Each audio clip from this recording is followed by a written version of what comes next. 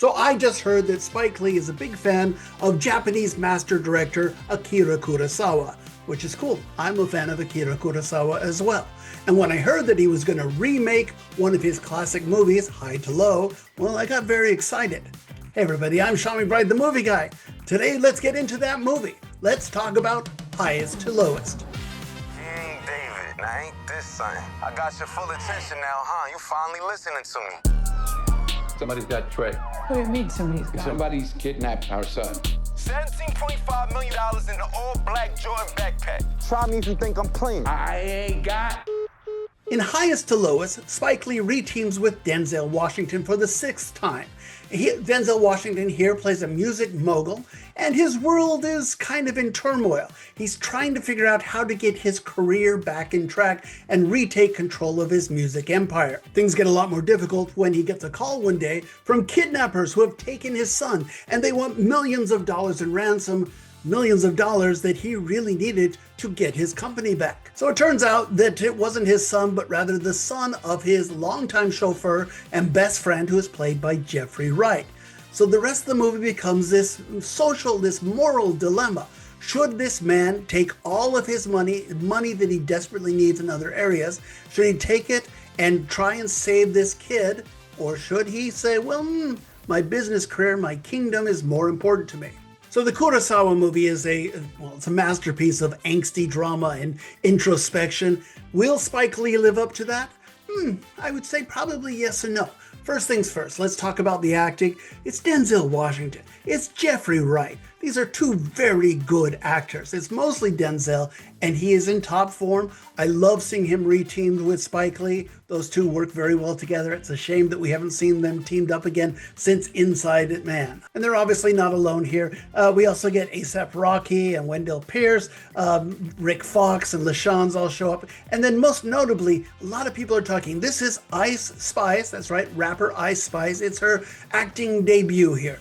And I get that she's got a lot of fans. People want to see this movie, but let's not be fooled. She's really not in this for a whole lot. And the big question for me is, does this live up to the legend of both Kurosawa and Spike Lee? These are both very acclaimed filmmakers. And here's where I say yes and no.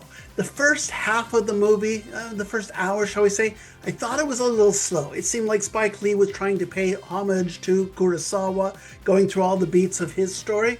That was fine, but wasn't very exciting. The last hour of this movie, however, Spike Lee gets his groove back, and it's just really quite thrilling here. We get all those Spike Lee idiosyncratic touches. We get that love letter to New York that we're familiar with in his movies. That last hour is the reason to see Highest to Lowest. Visually, this film it looks exactly what you expect a Spike Lee joint to look like. It's a picture postcard to the city of New York. Denzel lives in Brooklyn, so we get lots of shots out of him out on the balcony with the New York skyline in the background. That opening sequence is just wonderful too, because it shows this man.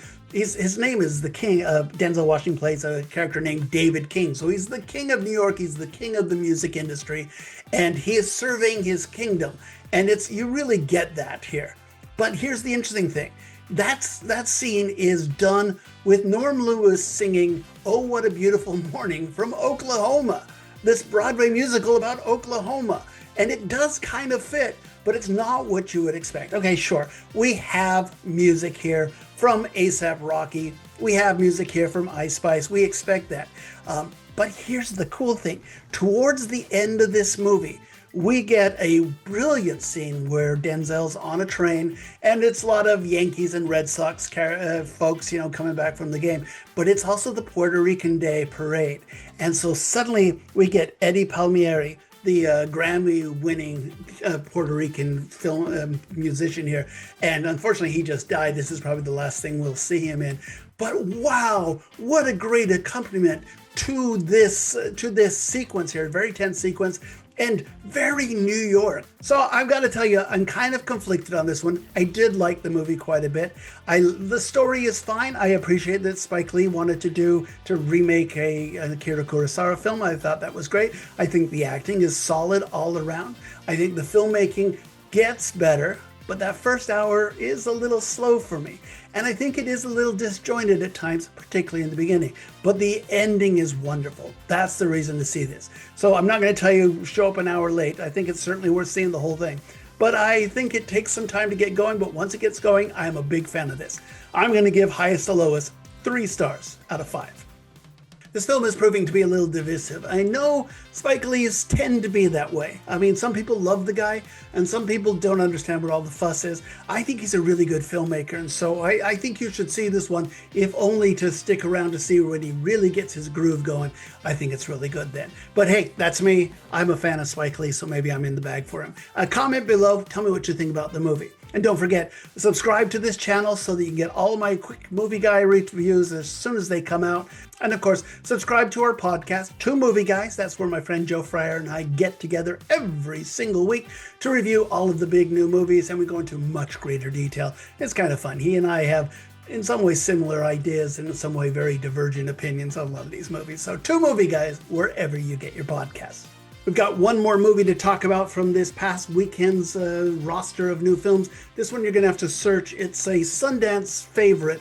It's called East of Wall, but it's not going to be playing in many mainstream theaters. So we'll come back. We'll talk about that movie. You may have to wait for it at home streaming if you're not in a major market, but it's certainly worth seeing if you are one market where it's playing here. So my review of East of Wall coming up next. We'll see you then. Bye.